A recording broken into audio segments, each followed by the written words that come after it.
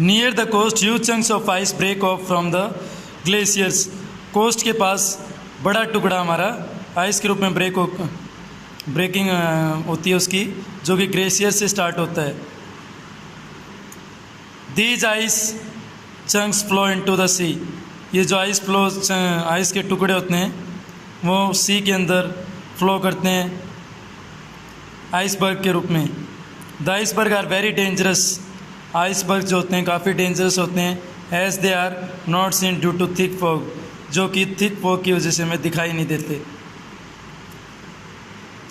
N iceberg poses danger to ship that sail through this reason.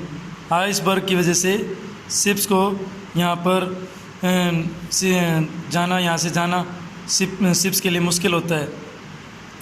This is because most part of the iceberg remain under water, क्योंकि ज़्यादातर iceberg क्या होते हैं water के पानी के नीचे होते हैं। And as a result ships में भी कोलाइड एंड भी वर्कड, जिसके कारण शिप्स की उन आइसबर्ग से कोलाइड होने की, उन टकराव होने की संभावना रहती है। Climate, the climate of Greenland is Arctic. Climate of Greenland कैसा होता है? आर्टिक है। विच मीन्स फ्रीजिंग कोल्ड, यानी कि जो जमा हुआ ठंडा है।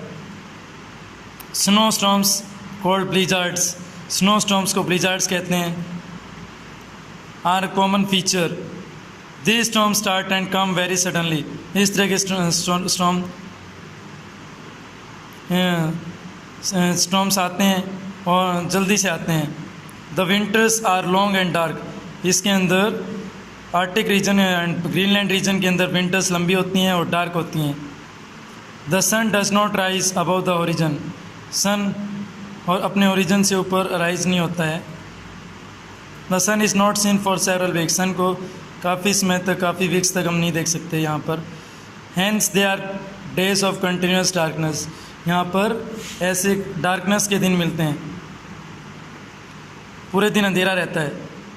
There is heavy snowfall in the region. यहाँ पर काफ़ी ज़्यादा हैवी स्नोफॉल, भारी बर्फबारी होती रहती है। Summers are cool. समर्स जो होते हैं, गर्मियाँ ठंडी होती हैं। With average temperature of 7 degree Celsius. Summers के अंदर भी यहाँ पे एवरेज टेम्परेचर 7 डिग्री सेल्सियस तक रहता है। All through the island, complete island के अंदर 7 डिग्री सेल्सियस टेम्परेचर समर्स के अंदर भी मिलता है। The weather is bright and Sunny.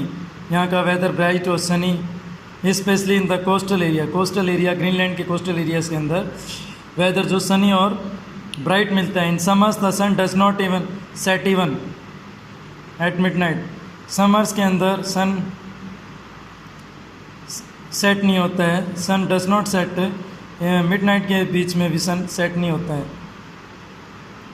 This happens for month together. इस तरह का काफ़ी मंथ्स तक होता है। Therefore this area is called the land of the midnight sun. जिसी कारण ग्रीनलैंड को land of the midnight sun भी कहते हैं।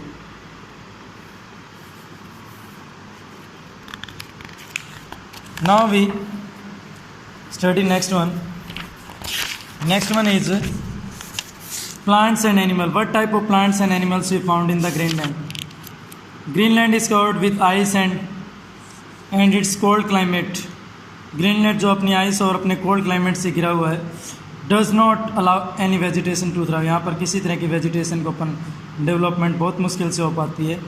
Plants can grow only in few parts of the island. यहाँ पर प्लांट्स कुछ ही स्थानों पर ग्रो कर पाते हैं।